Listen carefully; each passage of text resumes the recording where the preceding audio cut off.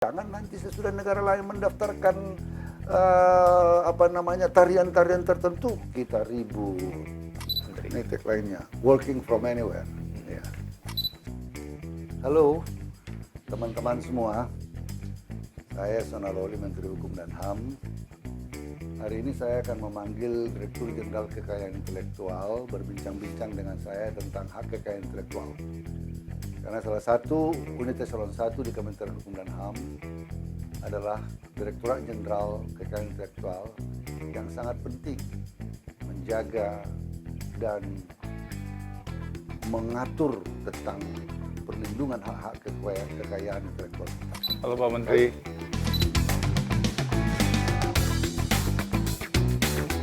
Di sini sudah datang Pak Dirjen Kekayaan Intelektual, Saudara Dr. Ferdi Haris, untuk menjelaskan tentang hak kekayaan intelektual.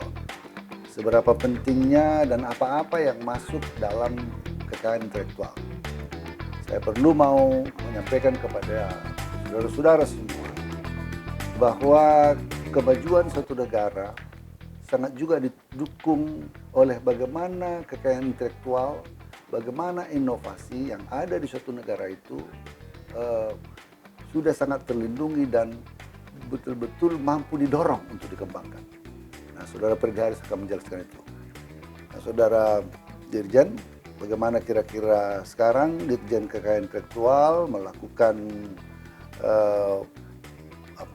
perlindungan, juga menyampaikan kepada publik tentang apa saja sosialisasi apa saja yang dilakukan untuk kekayaan intelektual dan bagaimana mempercepat pelayanan kita di Direktorat Jenderal Kekayaan Intelektual agar masyarakat dapat dengan mudah mendaftarkan kekayaan intelektualnya. Silakan. Ya, terima kasih Pak Menteri. Terima kasih sudah mengundang saya sebagai Dirjen Kekayaan Intelektual yang tentunya saya sangat senang sekali ya, karena ini kesempatan kami dari DJKI untuk mensosialisasikan. Dan saya di sini juga bangga nih, Pak Menteri yang jadi hostnya. Jadi harapan saya masyarakat bisa melihat juga bahwa Menkumham itu sangat peduli dengan kekayaan intelektual ya. Dan saya yakin karena Pak Menkumham juga merupakan akademisi, beliau adalah profesor ya. Dengan itu tentunya cukup memahami bahwa betapa pentingnya kekayaan intelektual. DJKI mulai 2019 Pak Menteri, seperti Pak Menteri ketahui sudah online, ya, pendaftarannya online, bahkan pemeriksaannya juga sudah online, gitu kan. Di paten, desain industri dan hak cipta, semuanya memang memang kita online kan. Bahkan ketika orang menyatakan working from home, DJKI punya tagline-nya malah working from anywhere. Jadi pemeriksa merek, pemeriksa paten bisa kerja di rumahnya atau dia mau di rumah ibunya sambil merawat ibunya, apa mau melihat anaknya silakan. Itu Pak Menteri. Ini tagline-nya, working from anywhere. Ya. Dan ternyata animo masyarakat ketika di online kan meningkat Pak. Contohnya hak cipta dari tadinya cuma 11.000 jadi 30.000 pendaftarannya. Merek juga seperti itu, dari 11.000 dari 20.000 sekarang udah 40.000.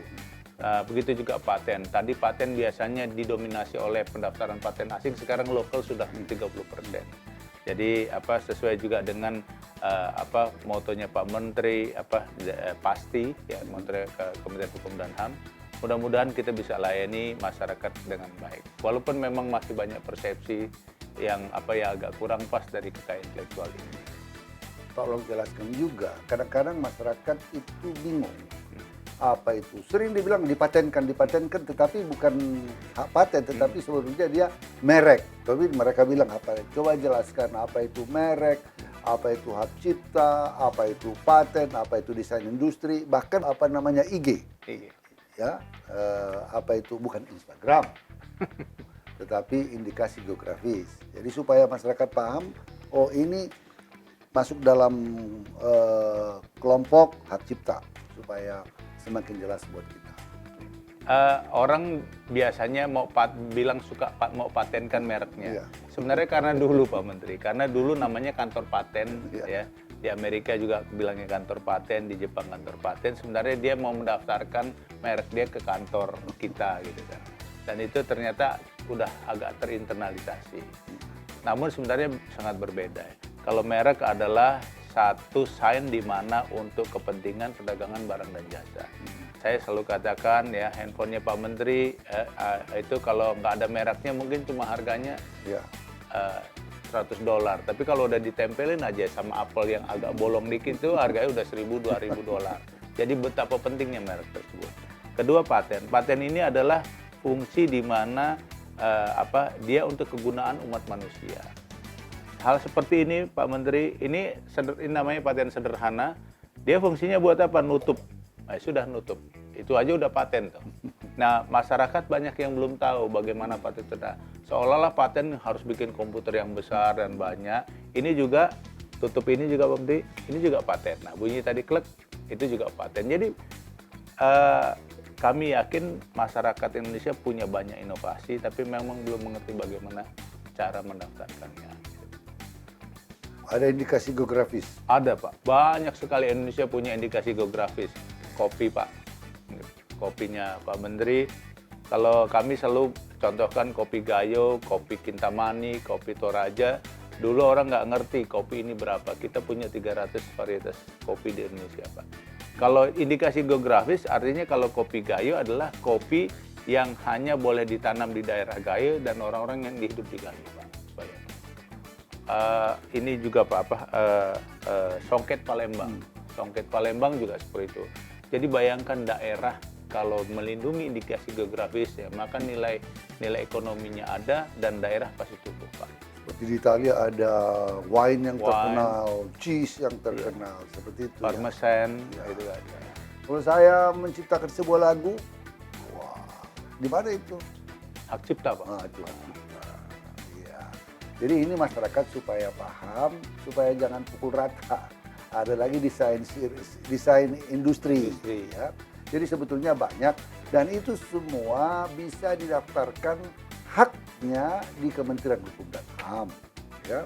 Nah tadi sudah pendaftaran online. Ya. Saya mendapat laporanmu bahwa sekarang pandemi COVID-19 ini banyak PNBP yang turun. Di imigrasi turun, di AHU turun, tetapi di Direktorat Jenderal Kekayaan Intelektual justru meningkat, ya, justru bertambah secara signifikan.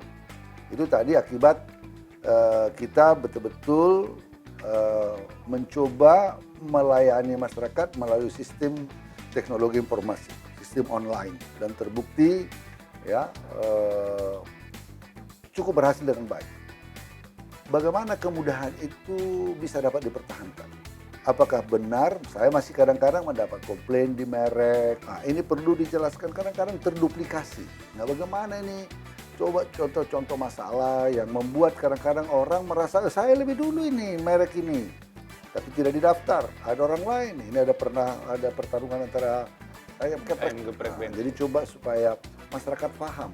Itu supaya tahu dia, oh kalau dia mempunyai sesuatu produk, ya, terus langsung mendaftarkannya atau merek supaya langsung mendaftarkannya. Coba jelaskan agar semakin paham.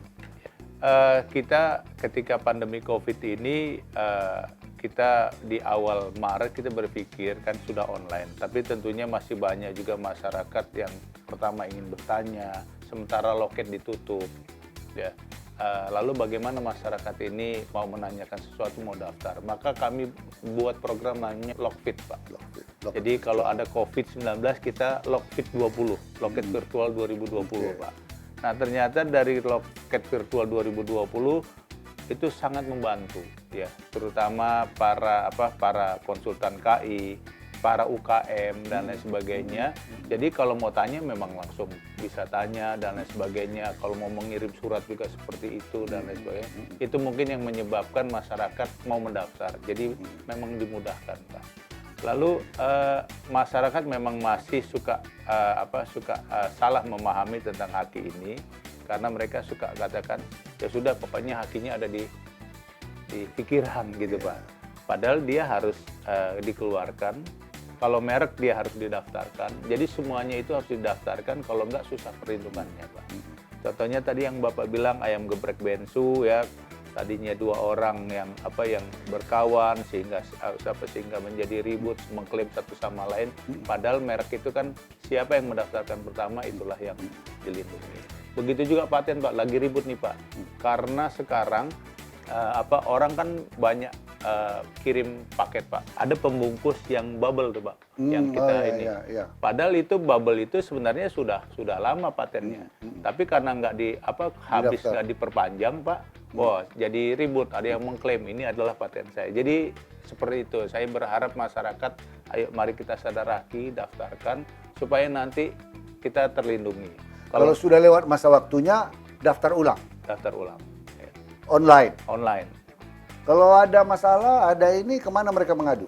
Ada aduan Pak, Bapak juga punya, Kumham juga punya, ya. Mereka bisa mengadu. Sudah online, daftar online, Iya. permohonannya diproses secara online, sertifikatnya juga Online, digital, online. Jadi bayarnya pakai banking Pakai system, banking system. sehingga tidak ada lagi man to man face to face atau kontak Iya, Pak. dalam pelayanan. Ini sangat baik. Kalau ada pengaduan boleh laporkan, ya ada aplikasi lapor di IG saya juga ada di website DJKI dan Kumham juga ada. Ini penting agar masyarakat ya semakin berani untuk menyampaikan kalau menemukan soal-soal yang mungkin terlambat, mungkin juga permohonannya tidak sempurna, ya harus direspons secara cepat. Ya, kekayaan intelektual atau dikatakan intellectual property right ini tidak hanya konsen Indonesia. Bahkan kalau secara relatif kita agak terlambat dibandingkan negara Jepang, Korea Selatan, jangan lagi sebut Amerika dan beberapa negara-negara maju di dunia.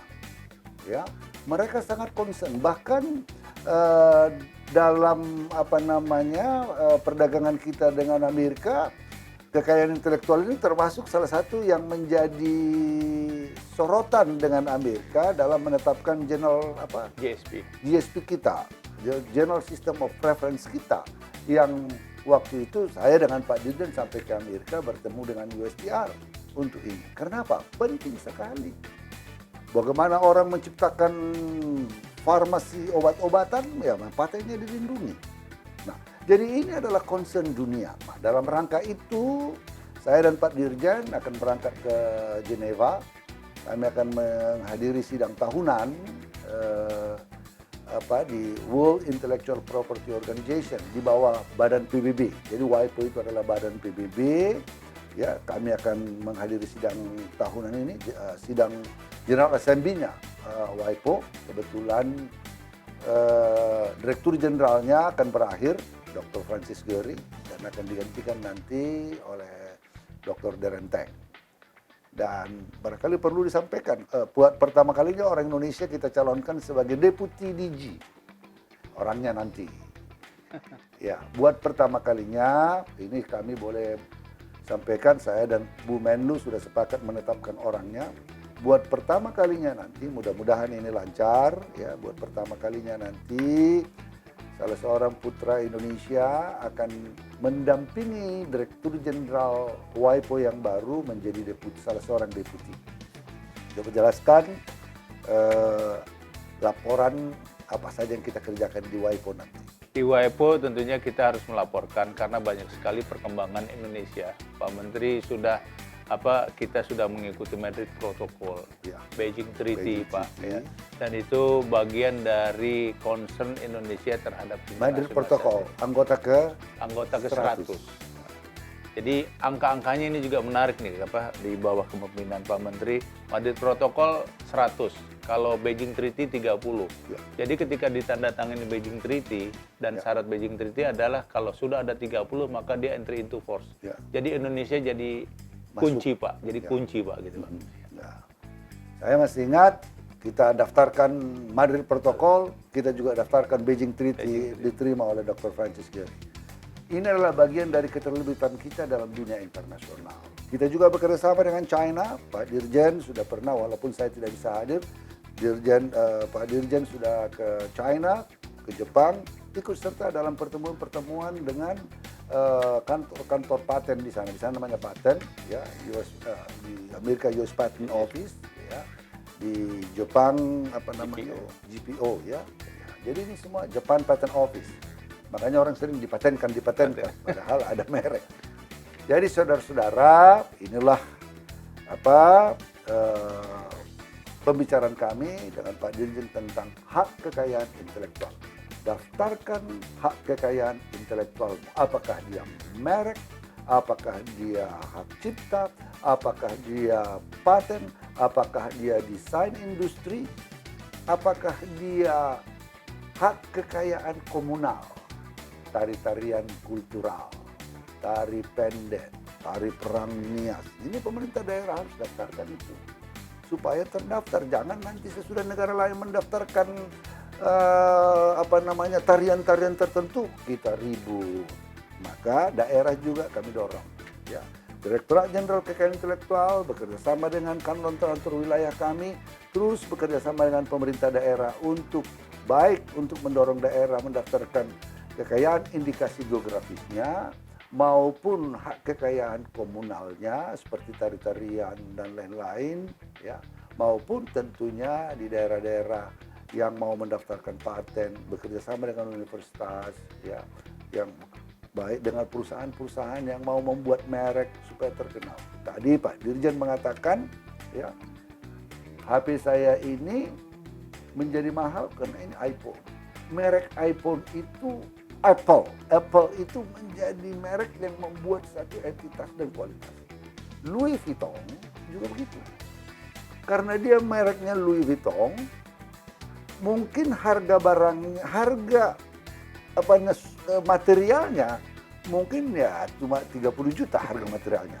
Tapi karena mereknya sudah Louis Vuitton dan terkenal, itu dijual orang sampai 100 juta atau Hermes dan lain-lain. Jadi merek, apalagi sudah sangat terkenal, sangat penting.